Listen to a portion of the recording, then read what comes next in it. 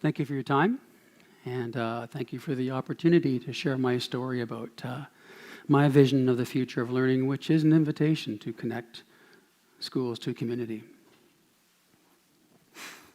I would like to acknowledge that for 25 years, my work and my life and my learning has been on the traditional unceded territories of the Squamish and Sechelt First Nations. Gibson's Harbour, a short ferry trip away from Vancouver, and this class is going to school. It's not a field trip, they're going to school. The framing of my talk is kind of a story within a story. I have a personal experience to share with you about how I first was curious about my practice. And then the story is sort of nestled in amongst a number of other initiatives happening around the same theme. And so, this classroom, fairly typical of an elementary school teacher. I would have charts on the walls to articulate what cooperative learning looks like and sounds like. I'd have books, picture books, science materials, math, hands-on things tucked in bins. Bit of a mess, yes. But I felt I was doing my job. I am a teacher. I am an educator. I am the holder of knowledge. Students come to me, your children. My job is to make them smarter. So, that's fine. I accept that. But there was always a sense of, I'm not sure if I'm reaching all the students. Are they really engaged? And when going on a field trip, you would see them come alive. You would see that excitement, the novelty of being out of the box. One day, by the sign-in book in the staff room, there was a notice.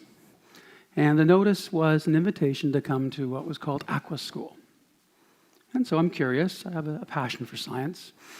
I open up the brochure, and it's first looks like a field trip. And then I realize it's not a field trip. It's a week at the aquarium, and I'm involved as a co-planner.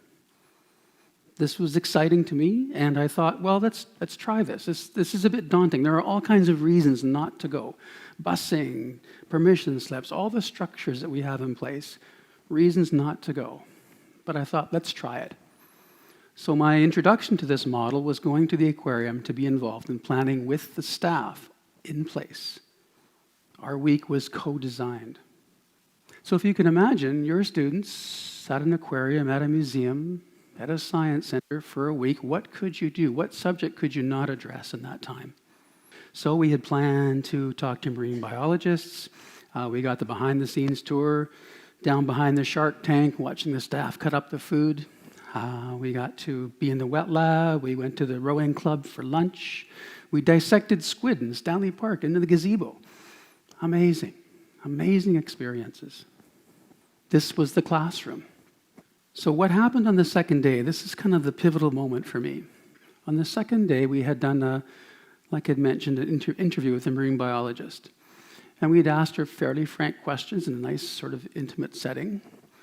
And then after lunch, we gathered by the beluga tank at the time. There's a coffee shop there, it's outside, and the students have their journals and their pencil boxes, and some of them had stopwatches dangling out of their back pockets. And the coordinator framed the session by saying, now it's time to choose, and now it's time for you to find your place to observe. 45 minutes, you choose. Total personalized learning. Students get a choice of where to go. They could look at cockroaches in the Amazon gallery.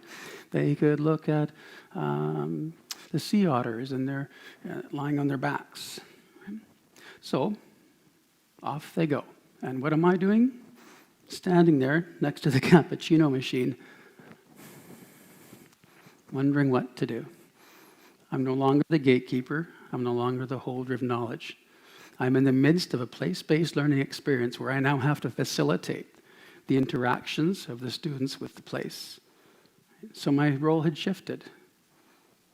So let me show you for a few seconds what it might be like.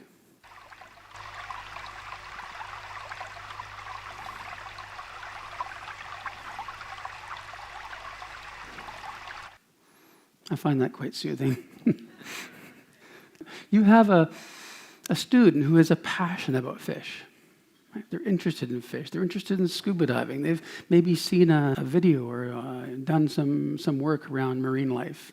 And here's their chance to sit for 45 minutes and journal and draw and ask questions about what they're seeing. So this is what it looks like on a grade 7 boy who had an interest in sea lions. So given choice, given time, slowing down, he was allowed to observe. And his choice of observations were the lap recordings of the male. In this case, how many laps within a minute would it do in the tank?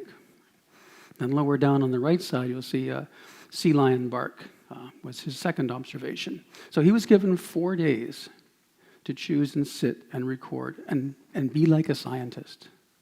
And then we can have a very deep and informed conversation on pros and cons of captivity, which is very topical, has been in the moment in Vancouver. What are the pros and cons? He's talked to a marine biologist. He's sat there and watched these creatures. He's watched the interactions of the creatures and the public. And he can come up with a very informed opinion. And I would argue his mind has been stretched. And so was mine. So I had immersed myself in this experience for a week and had seen the power in that learning model. So we turned the page because, in a sense, this story within a story now moves to a different chapter. My roles over the years changed, and now I find myself advocating for this model, for this community as classroom model. And that distinction is important. It's not classroom to community, which it does involve. It's the classroom as in the community. It's there. So we leave the room, we leave the box, we move ourselves into place, and for a week we are informed by our environment and the people there. So Chilliwack, very exciting, just yesterday, met with the staff at the Museum and Archives. They are running 2 classes this year, coming in for a week. And the teachers are co-planning with the site staff. Sunshine Coast Museum and Archives, for 10 years, we've had the luxury, the privilege of having Jillian, who began this work in 1993, shown here with the students on the floor, and they are journaling with some artifacts in the museum. So in that case, the students would come for a week to Lower Gibsons, they would work with Matthew, the coordinator, and they would then design their learning around the curriculum, students' interests, the place, and the people. So a student, given time and choice, is interested in some of the marine history of Gibsons. So this is her work. And she'll be given this opportunity 4 times in 4 days, mixed up with other activities and opportunities in the Lower Gibsons area. On the left side, you see some students dissecting owl pellets. And we could do that in class. We could order pellets and take them apart on our desks in class. But we could do it in place, and we could have somebody from Wild BC come in and bring pelts and talk about the interactions of humans and creatures in their community, and how do we mitigate those downsides to growth and expansion of our town. Many field trips would involve walking by things. So at the aquarium, you might walk by the shark tank and go, that's cool. Wow, that's huge. And then off you go. So the novelty effect never really stops for the half day that you're there. This boy, who's interested in blacksmithing, is sitting in the display. He's inside, across the rope. He's in there using these journal prompts to expand his thinking and do some deep inquiry. So we turn the page to Chilliwack. We see the landing page on the website, 2 classes coming in to visit this facility, and very exciting, just around the corner. Happy to say that the staff are completely on board. And it's a different approach. So, okay, traditionally, as a classroom teacher, I could be, in late August preparing for my students coming in. I'm thinking social studies, I'm thinking history, I'm thinking community and government.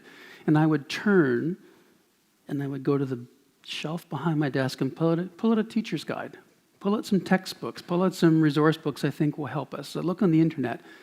In this model, we might pull out the experiences guide for the Fraser Valley and think, where could we place our students? Who could we connect them to in the community to develop powerful learning experiences? So place equals textbook. Connections are student engagement, and the partnerships open up opportunities. Polygon Gallery. North Vancouver. We had 2 classes from Queen Mary come down last year. We supported them. We supported them at the presentation house in experiencing this model. So what was their choice? Well, they chose to look at architecture because the Polygon Gallery at the time was being built. So that became one of the themes for the week. So students upon returning to the classroom, because there is a strong connection between the class and the site, both before and after, drafted their dream museums, including a water slide, which I totally agree with. There should be a water slide in all museums and galleries.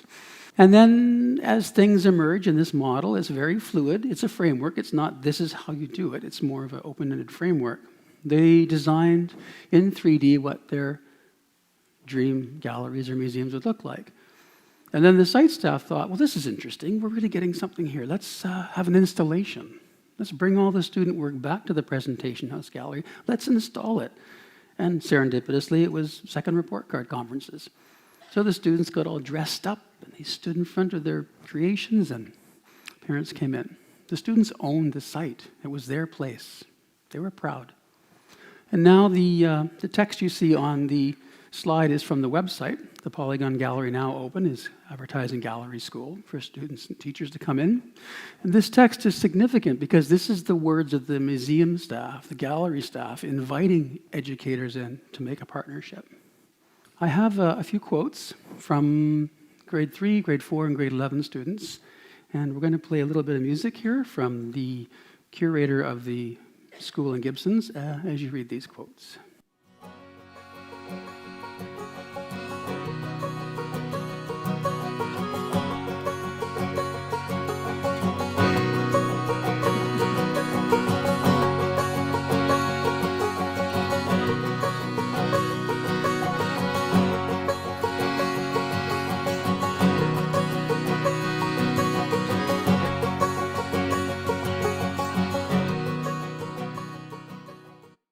Thank you, Matthew, for the permission to use your song. Those quotes were taken from Campus Calgary and the Open Minds program. So for 23 years, if you can imagine, a district the size of Vancouver and Surrey combined, has had 112,000 students learning in place. They've gone to museums, to art galleries, to City Hall, and the responses have been, from the site staff, incredibly positive. We welcome that connection. And those students, those quotes, taking the community, authentic environments, making that connection. Amazingly powerful. We have total permission. These are quotes from the BC Ministry of Curriculum, written by your colleagues, my colleagues, for the ministry, giving us permission to innovate, giving us permission to connect to community, move the learning out of the box into place. And the research, I think all education sort of shifts or change or innovation should be grounded in some research, something that affirms our own intuitive sense. And this is it. Gillian's work, Seeing the World in 3D, published 22 years ago now, sets a framework in place. And that is echoed by the Organization for Economic Cooperation and Development, just published, 2017, Networked Learning Systems. We need to consider the power in learning by bridging between the formal education structures and the informal. Hybrid learning, what does that look like? In BC, I think we could look at this framework as a way of moving forward. So I see this invitation to sort of unpack our thinking a bit, to move from the classroom to the community. And in the words of that grade 4 student, the power of that learning model, the connections, the sense of belonging is so strong. So thank you for your time, and thank you for considering.